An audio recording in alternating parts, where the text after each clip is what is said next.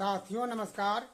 आज हम बात कर रहे हैं जो पूरे देश में भीमराव अंबेडकर के नाम पे जो बवाल मचा हुआ है, चाहे वो संसद में हो, चाहे वो दिल्ली में हो, चाहे बिहार में हो।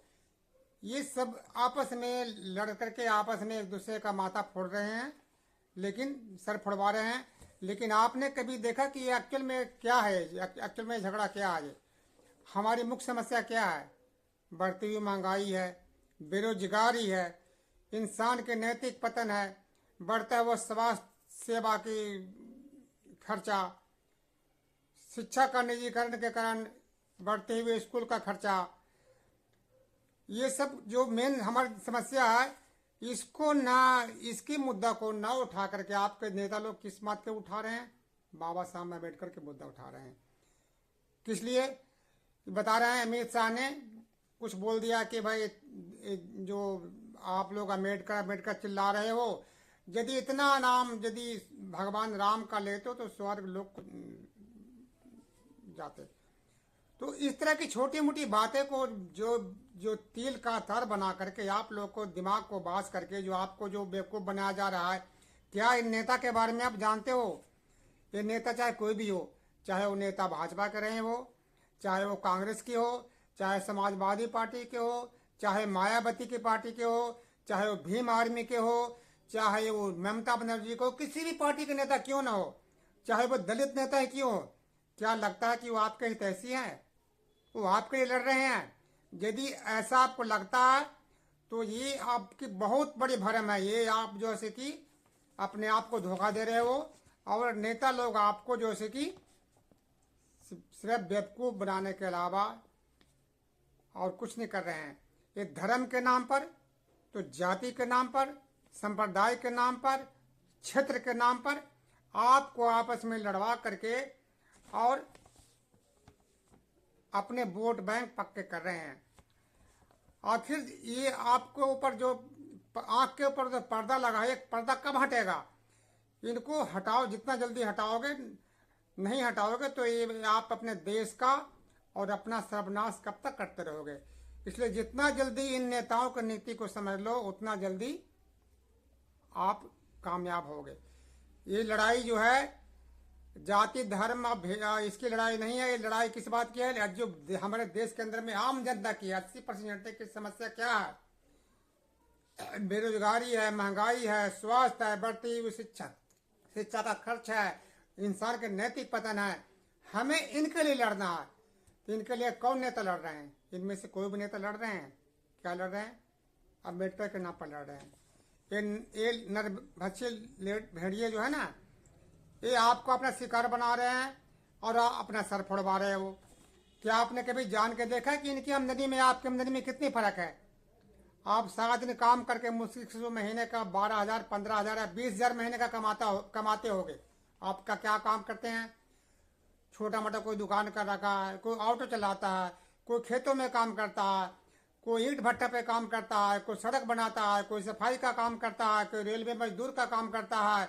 इस तरह के कहीं ना कहीं हम 70% लोग हैं जो कहीं ना कहीं मजदूरी कर रहे हैं, काम कर रहे हैं, सेवा का काम कर रहे हैं, चाहे वो किसी भी काम, किसी भी तरह का काम हो। समस्या हम सबकी एक ही है, बढ़ती हुई महंगाई और शिक्षा स्वास्थ्य का निजीकरण, हर चीज़ का निजीकरण, बिजली का निजीकरण, ये सब निजीकरण है। वही आप लोग के ऊपर बोझ बढ़ाया जा रहा है।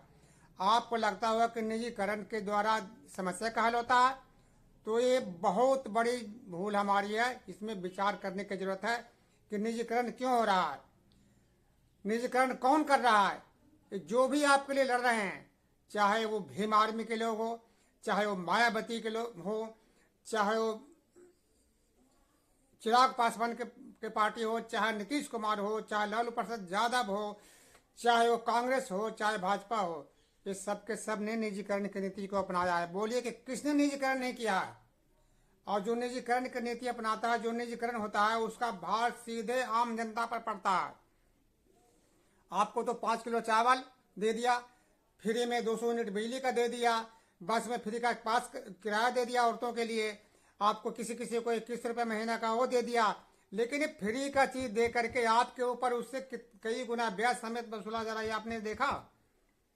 आप सरकारी हॉस्पिटल में जाते, मान लिया किसी चीज का ऑपरेशन करवाते हैं, आप मान लिया किसी का डिलीवरी होना है, मैं दावे से कहता हूं कि चल जाए सरकारी हॉस्पिटल में 100 में से 98% का डिलीवरी नॉर्मल होता है।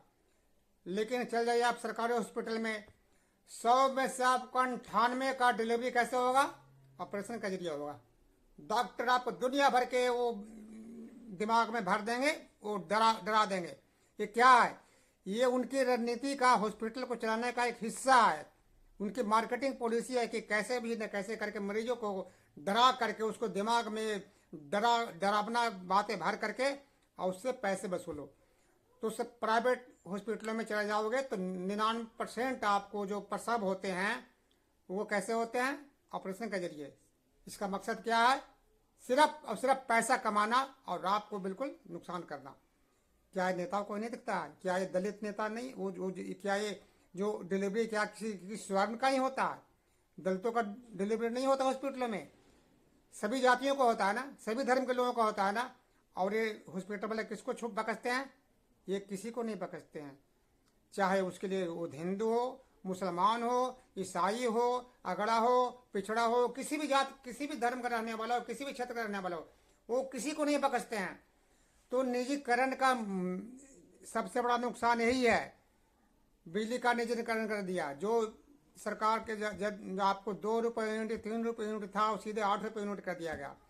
पानी का निजीकरण, सीधे कई गुना रेट बढ़ा दिया गया। इसी तरह से बस का निजीकरण, आप दिल्ली में 15 रुपए में पूरे दिल्ली का सफर कर लेते, नहीं कर लेते हैं बस से, 50 किलोमीटर के एरिया करीब सफर कर लेते हैं। चले जाइए लखनऊ में चले जाइए, पटना में चले जाइए, कलकत्ता में चले जाइए, आपको 50 किलोमीटर का दूरी तय करने के लिए कम से कम 60 रुपये 70 रुपये आपको देने पड़ेंगे। ये बोझ किसके ऊपर पड़ रहा है? इसके लिए जिम्मेदार कौन है? क्या आपके लिए जो लड़ रहे हैं कि बाबा साहब अम्बेडकर के लिए लड़ रहे हैं, वो बहुत बड़ा हितैषी लड़ रहे हैं कि आप उनके बने हुए हैं? अरे हितैषी बनकर के ना तो उनके हितैषी हैं ना आपके हितैषी हैं, वो अपने आप को हितैषी हैं। वो आपको वोट बैंक पक्का करने के लिए आपस में लड़ा करके और अपना वोट बैंक पक्का करना चाहते हैं। तो आप कब तक इनके चंगुल में फंसे रहोगे? हमारे संविधान में साफ और स्पष्ट लिखा है प्रस्तावना में कि हम भारत के लोग संपूर्ण प्रभुत्व संपन्न समाजवादी गणराज्य की स्थापना की कामना करते हैं। इनमें से कौन सा नेता है जो समाजवाद के लिए लड़ रहा है? 1990 के बाद 1991 में नरसिम्हा राव मनमोहन सिंह की जोड़ी ने उदारीकरण की नीति अपनाया था अमेरिका के इशारे पर, और जब तक रहे कांग्रेस की सरकार या किसी भी पार्टी की सरकार रही उसी नीति को लागू करता रहा। और उसके बाद अब भाजपा की सरकार है, वो भी उसी नीति को चला रही है। बताओ इसमें कौन सा जो इसका विरोध किया है? किसने विरोध नहीं किया है? तो दलितों का हितैषी कैसे हो सकता है? वो गरीबों का हितैषी कैसे हो सकता है? वो हितैषी किसका है? पूंजीपतियों का हितैषी है, अडानी अंबानी का हितैषी है, टाटा बिरला का हितैषी है, वो आपका हितैषी नहीं हो सकता। इस बात को अब जितना जल्दी समझ लोगे उतना ही जल्दी आपको इस दास्तां से छुटकारा मिलेगा। ये सब के सब सिर्फ इस बड़े बड़े उद्योगपतियों, पूंजीपतियों को सेवा करने वाले हैं। ये निजीकरण की नीति क्यों अपनाते हैं? इसका सिर्फ और सिर्फ एक ही मकसद है, चाहे वो किसी भी पार्टी के हो, किसी भी राज्य की सरकार हो, सब जगह की मैं बात कर रहा हूँ। उसका मकसद एक ही है, निजीकरण के जरिए अरबों रुपए की कौड़ी की संपत्ति को और अरबों रुपए की सरकारी संपत्ति को वो लाखों रुपए में बेच देते हैं, बदले में करोड़ों रुपया वो कमीशन के रूप में देते हैं। ये इलेक्ट्रोल बाउंड के टाइम में जैसे कि अभी जो भाजपा का चुनाव हो गया था, उस टाइम आपने देख लिया था कि किस कंपनी ने कितना चंदा दिया है, बदले में उसको क्या ठेका मिला है। ये सिर्फ एक पार्टी पर लागू नहीं है, सभी पार्टियां यही काम कर रही है। तो आपके लिए हितैषी कैसे हो सकता है वो? आप अपना नुकसान, अपने इनके नेताओं के जाल में फंस करके खुद आप अपने पैर में कुल्हाड़ी मार रहे हो। इससे ज्यादा आप कुछ नहीं कर रहे हो। धर्म के नाम पर, जाति के नाम पर, अगड़ा पिछड़ा के नाम पर लड़ करके अपना नुकसान कर रहे हो। आप अपना फोड़ रहे हो, सिर फोड़ रहे हो, किसी को के लिए नहीं लड़ रहे हो। आप अपने पैर काट रहे हो। यदि आपका कोई हितैषी है तो इन सारे नेताओं को बोलो, चाहे वो किसी पार्टी का हो, तुम सिर्फ समाजवाद के लिए लड़ो। ये निजीकरण का बात कहीं भी किसी से नहीं है। हमारे समाज, हमारे संविधान में निजीकरण नाम की कहीं कोई चीज नहीं लिखी है। इसलिए यदि संविधान को बचाना है तो सबसे पहले निजीकरण शब्द नहीं होने चाहिए। इस बात को मान में याद कर लो। निजीकरण ही सभी बीमारियों का जड़ है। इसलिए जो भी नेता आपको है उनको साफ बोलो कि भाई तुम समाजवाद के लिए लड़ो, निजीकरण की नीति का विरोध करो। देखो कितने नेता आपका विरोध करते हैं, और जो विरोध करते हैं सत्ता में आने के बाद वो भी वही काम करते हैं। क्यों? कि उनको कमीशन मिलता है।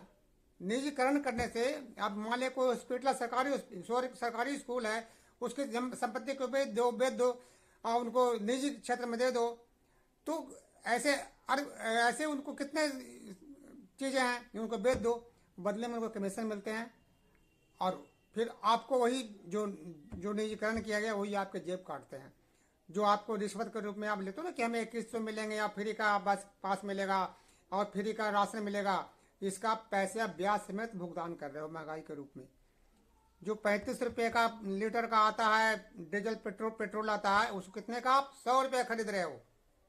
अब बोल रहे हो क्या कि हम तो निर्यात कर रहे हैं अंतरिक्ष में, वो क्या बोलते हैं, आयुध कारखाना के सामान जो है कि हम विदेशों में आयात कर रहे हैं। उससे आपको क्या मिल रहा है? उससे आपको रोटी मिल रहा है क्या? रोटी तो मिल रहा है खेतों में पैदा होगा, किसानों से पैदा होगा ना। तो मेरे दोस्तों, इसलिए आपकी समस्या सिर्फ एक ही है, निजीकरण का विरोध और समाजवादी व्यवस्था को लागू करना। इसके अलावा जाति, धर्म, समाज, संप्रदाय का कोई रोल नहीं है।